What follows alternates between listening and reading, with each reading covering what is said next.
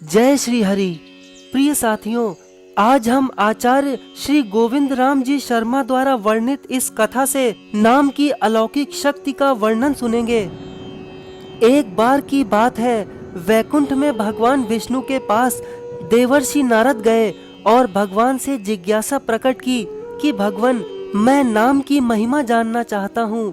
भगवान ने कहा कि मेरे नाम की महिमा जानना चाहते हो तो मृत्यु लोक जाओ और किसी कीड़े के सम्मुख जाकर मेरे दिव्य नाम का उच्चारण करो। नारद जी मृत्यु लोक में गए और देखा कि एक कीड़ा अपनी स्वाभाविक गति से रेंग रहा है। नारद जी ने उसके सम्मुख भगवान के दिव्य नाम का उच्चारण किया। कीड़ा उसी क्षण मर गया। नारद जी भगवान के पास आए और शिकायत करने लगे कि भगवान, आपका दिव्य नाम सुनते ही कीड़ा तो मर गया। भगवान मुस्कुराए और कहा, मृत्यु लोक में पुनः जाओ, वहाँ फूल पर तितली बैठी होगी, उसे मेरा पावन नाम सुनाओ। नारद जी मृत्यु लोक में गए और देखा कि एक फूल पर मस्ती से तितली बैठी हुई है। उसे भगवान का नाम सुनाया। तितली नाम सुनते ही मर गई। नारद जी फिर भगवान के पास गए और कहा कि भगवान, आपके नाम सुनते ही तितली तो मर गई। भगवान ने कहा कि कोई बात नहीं, इस बार किसी हिरणी के शावक को मेरा पवित्र नाम सुनाओ। नारद जी मृत्यु लोक में गए और देखा कि एक नर हिरण और मादा हिरणी के पास एक छोटा सा शावक खेल रहा है। नारद जी सहमे सहमे कदमों से बच्चे के पास गए और उसे भगवान का नाम सुनाया। नाम के सुनते ही हिरणी का शावक भी मर गया। नारद जी यह सब देखकर दुखित हो गए और भारी मन से भगवान के पास जाकर कहा, भगवान, यह सब मैं क्या देख रहा हूँ? आपका पवित्र नाम तो तारने वाला होना चाहिए, किंतु यहाँ तो जीव जंतु मरते जा रहे हैं। भगवान ने आश्वासन दिया कि डरने की कोई बात नहीं है। एक बार मृत्यु लोक में फिर से जाओ और किसी नवजात गाय के बछड़े को मेरा नाम सुनाओ। नारद जी न चाहते हुए भी भगवान के बार बार कहने पर मृत्यु लोक में आए और देखा कि गाय के पास एक नवजात बछड़ा पूंछ उठाकर पूरे उल्लास से दुग्धपान कर रहा है। नारद जी डरे डरे से बछड़े के पास गए और भगवान नाम का उच्चारण किया।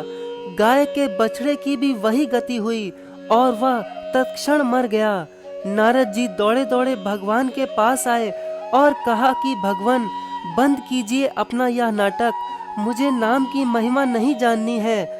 आपका नामोच्चारण तो जीवों को मार रहा है, मेरी और परीक्षा मत लो।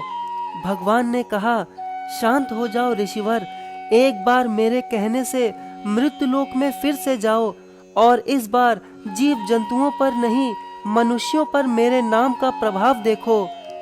काशी नरेश के यहाँ एक पुत्र हुआ है, उसके कान में मेरा अलौकिक नाम सुनाओ।